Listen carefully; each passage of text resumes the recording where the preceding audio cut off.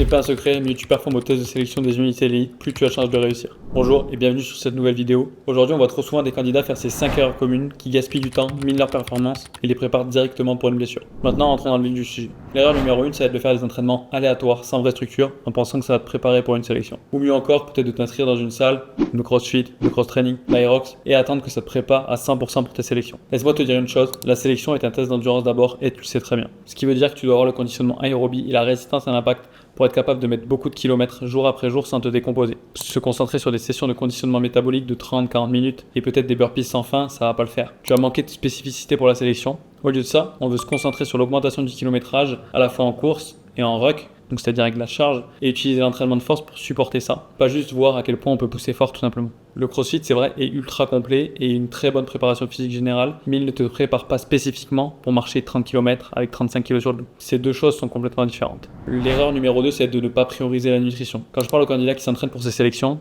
une chose qu'ils n'ont jamais vraiment, c'est un manque de motivation. Et le problème, c'est que cette motivation est uniquement canalisée dans leur entraînement. 9 fois sur 10, le plus grand levier qu'ils peuvent actionner, c'est de mettre un réel cadre dans leur nutrition. Tout simplement pour s'assurer qu'ils donnent à leur corps les ressources nécessaires pour rendre le progrès possible. Tu n'as pas besoin de manger comme un bodybuilder ou d'essayer d'atteindre un poids spécifique, mais tu dois suivre ton alimentation pour t'assurer que tu obtiens assez de ce dont tu as besoin au quotidien pour supporter l'entraînement que tu as et bien récupérer. Si tu es vraiment motivé pour réussir, tout ce qui tourne autour de l'entraînement est aussi important. La nutrition, c'est ton carburant. Si tu mets de la merde dans le réservoir, tu auras une performance de merde. C'est aussi simple que ça. Le point numéro 3 et l'erreur numéro 3, et c'est un gros point aussi, c'est augmenter le volume trop rapidement. Et je comprends complètement, j'ai fait exactement la même erreur quand j'ai commencé à m'entraîner pour le stage. Mais la seule chose que j'en ai tiré, c'était des périostites, des tendinites au coude et pas mal de petits pépins à droite à gauche qui ont fait que ça a ralenti ma progression. C'est évidemment tentant d'augmenter le kilométrage du jour au lendemain. Après tout, tu sais que tu vas devoir mettre une tonne de kilomètres dans une courte période de temps à la sélection. Donc quand on regarde d'un point de vue extérieur toutes les exigences des tests, on a tendance à penser que notre entraînement est sans valeur s'il ne limite pas exactement ce qu'on fait pendant les tests, que ce soit son volume ou son intensité. Mais c'est important de se rappeler que la sélection c'est le test. Notre objectif dans l'entraînement c'est augmenter graduellement le stress qu'on place sur notre système,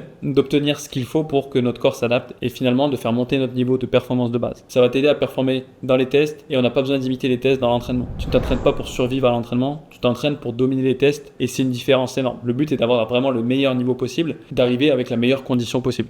Donc augmente graduellement, laisse ton corps s'adapter et arriver frais pour les tests et pas déjà cassé. L'erreur numéro 4, mettre trop d'emphase sur un chiffre spécifique pour tes max en force. Des choses comme le squat, le deadlift, le bench press, le strict press ou des variations de ces schémas de mouvement sont des mouvements à inclure dans ton entraînement et dans ton plan. Mais le but est de comprendre derrière l'inclusion de ces mouvements de force. En premier lieu, qui est de supporter notre performance en dehors de la salle. Ça veut dire que quand on les fait, on veut toujours prioriser la qualité de mouvement et ne jamais sacrifier la forme juste pour atteindre un chiffre spécifique. Car ce n'est pas le facteur décisif pour savoir si tu es sélectionné ou pas. Et bien que ces mouvements sont excellents pour construire la force systémique qui peut supporter notre performance, les suraccentuer dans un plan peut miner ce qui compte vraiment. Personne à la sélection va te demander de faire un RM ou squat, ils vont te demander de marcher 40 km avec un sac et c'est ça qui compte. La force est là pour te rendre beaucoup plus robuste, beaucoup plus solide et beaucoup plus performant. L'erreur numéro 5, ça va être l'épuisement. Quand tu t'entraînes pour ces sélections, ça peut être très intimidant et tu penses constamment à toutes les choses que tu dois faire. Puis tu essayes de remplir tes journées avec des activités qui sont liées au test parce que ça te donne l'impression d'être plus productif alors qu'en réalité, il n'y a que quelques petites choses que tu peux faire au quotidien pour vraiment être prêt et vraiment être en position de réussir.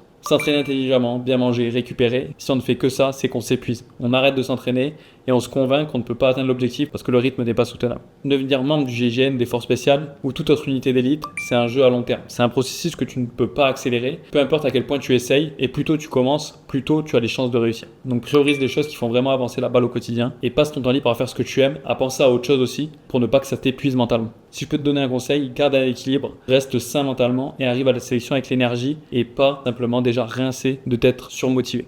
Pour faire un petit récap des 5 points, des 5 erreurs qui ruinent ta préparation. L'erreur numéro 1 est l'entraînement aléatoire. La sélection est un événement d'endurance d'abord. L'erreur numéro 2, ne pas prioriser la nutrition. C'est aussi tout ce qui tourne autour de l'entraînement qui est ultra important et la nutrition en fait partie. L'erreur numéro 3, augmenter ton volume trop rapidement. Utilise plutôt une progression graduelle et évite d'imiter les tests. L'erreur numéro 4, faire uniquement de la force ou de la musculation. Et l'erreur numéro 5, c'est l'épuisement. C'est un jeu à long terme, donc garde bien l'équilibre, que ce soit dans ton entraînement, dans ta vie, pour tout simplement arriver le plus frais possible.